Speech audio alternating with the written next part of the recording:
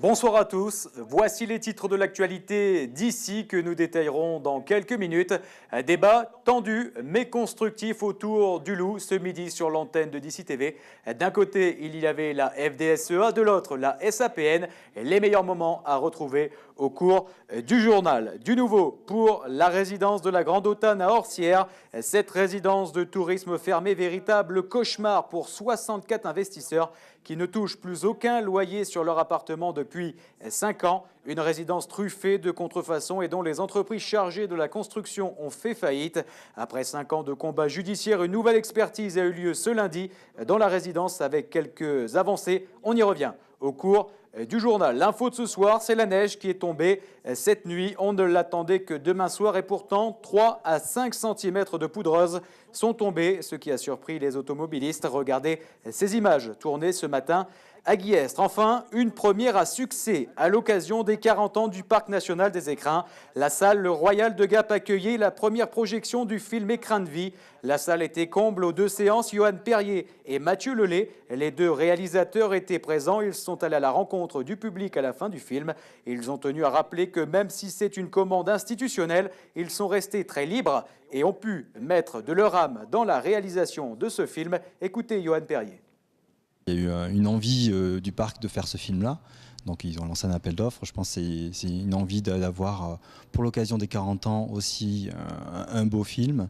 Donc c'est ce qu'on leur a proposé. Après, l'envie, elle vient aussi, nous, de faire partager des images en montagne et de montrer que cette montagne, elle est belle. Alors on le dit toujours, mais c'était pour nous une opportunité de montrer de belles images dans le cadre d'un cahier des charges un peu institutionnel. Et ça, c'est pas souvent qu'on nous offre cette occasion-là. Nous, c'était après un film d'auteur, donc c'était aussi pas un film institutionnel, donc les amener plutôt par le biais d'un jeu d'acteur, avec un acteur qu'on a mis en scène, donc ça s'apparente plus à un documentaire fiction.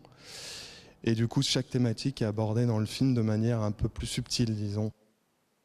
Les titres de l'actualité d'ici sont maintenant terminés. On passe à l'actualité nationale et internationale avec Dominique Le Guen ce soir. Accord européen pour encadrer le vapotage et lutter contre le tabagisme. Les cigarettes électroniques sont concernées par ce nouveau dispositif. Demande d'autorisation de mise sur le marché, vente interdite aux mineurs, concentration de nicotine limitée à 20 mg par millilitre. La Commission européenne présentera par ailleurs dans 2 ans un rapport sur les risques pour la santé de la cigarette électronique.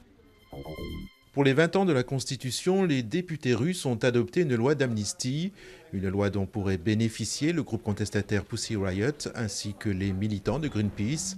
Le texte prévoit en effet d'amnistier les personnes condamnées à des peines inférieures à 5 ans de détention, notamment pour hooliganisme.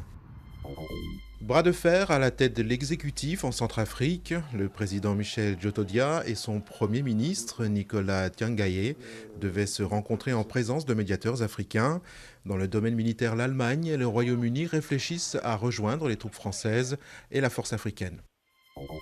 La tension monte d'un cran en Ukraine. Le pouvoir met en garde l'opposition après l'accord qualifié d'historique avec Moscou. Le Premier ministre Mykola Azarov a prévenu « on ne laissera plus personne déstabiliser la situation ». La Russie a accordé 15 milliards de dollars à l'Ukraine et a abaissé le prix du gaz d'1/3, un accord dénoncé par l'opposition. C'est une véritable tradition en Espagne. Depuis 1812, les Espagnols achètent un billet de loterie avant les fêtes de Noël et participent au Gordo. Considérée comme la plus grande loterie au monde, elle constitue un événement national dans la péninsule ibérique. Le tirage au sort aura lieu le 22 décembre avec plus de 2 milliards d'euros à répartir. 2 milliards d'euros, rien que ça. Allez, l'actu d'ici et d'ailleurs est maintenant terminée. Je vous donne rendez-vous dans une vingtaine de minutes pour le JT d'ici. Excellente soirée en notre compagnie.